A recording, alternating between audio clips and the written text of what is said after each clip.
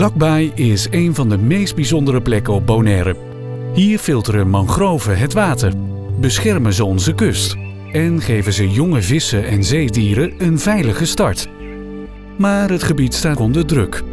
Waterwegen slippen dicht. Vervuiling neemt toe en loslopende grazers veroorzaken erosie.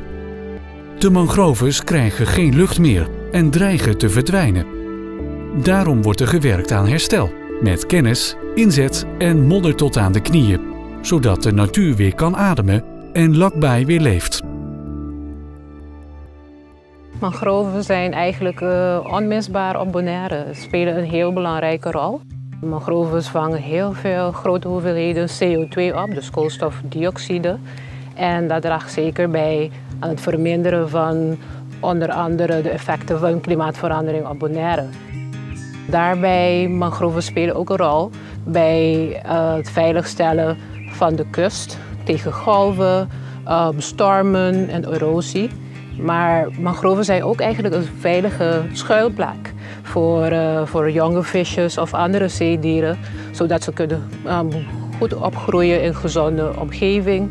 En mangroven hebben ook het vermogen, eigenlijk natuurlijk vermogen om het water te zuiveren zodat het schoon blijft.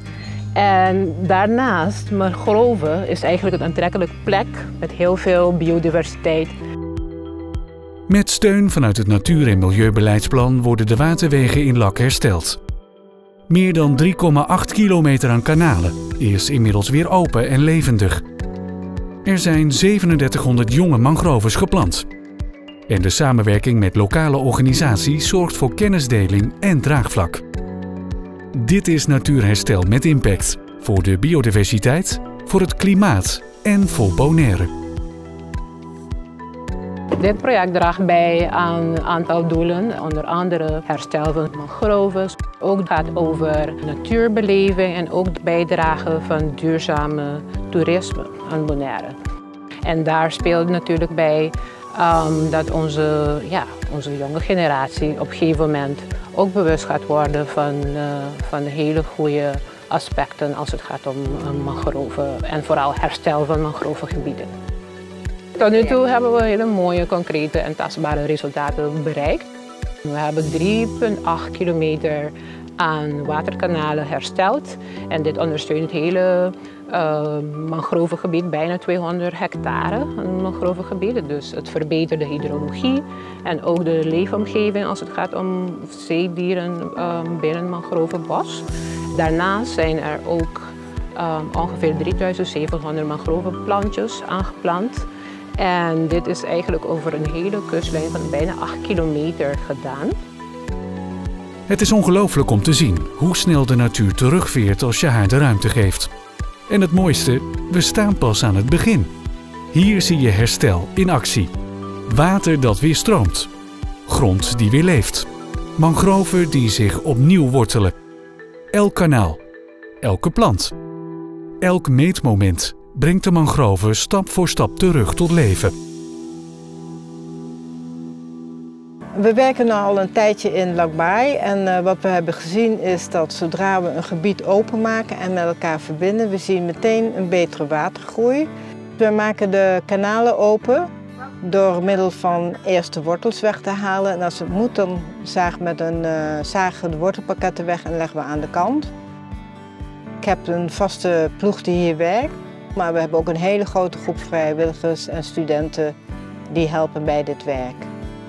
Maar er zijn ook gebieden waar de mangroves allemaal al weg zijn.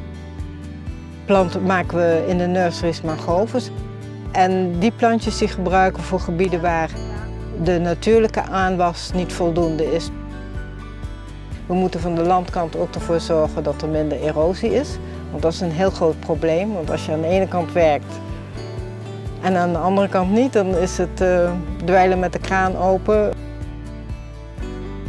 Alles wat we doen in het mangrovenbos, het openmaken van de kanalen, planten en dergelijke, het wordt natuurlijk helemaal gemonitord om te zien van hé, we hebben een positief effect, maar ook om meteen te zien van hé, dit gaat niet goed of het is minder dan we verwachten.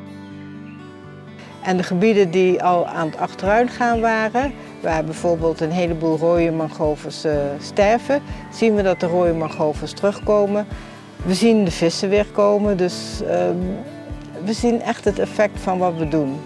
Dus we proberen alle kanten en alle bedreigingen voor de mangroves onder controle te houden en daar iets tegen te doen. Dus alles helpt, het openmaken van de kanalen, meer watercirculatie.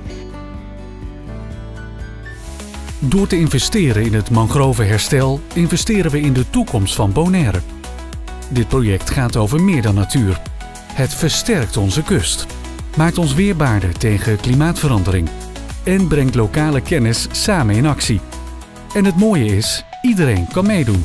Of je nu wilt planten, monitoren of voorlichting geven, jouw inzet telt. Ga naar onze website naturalezabonaire.com en ontdek hoe jij verschil kunt maken.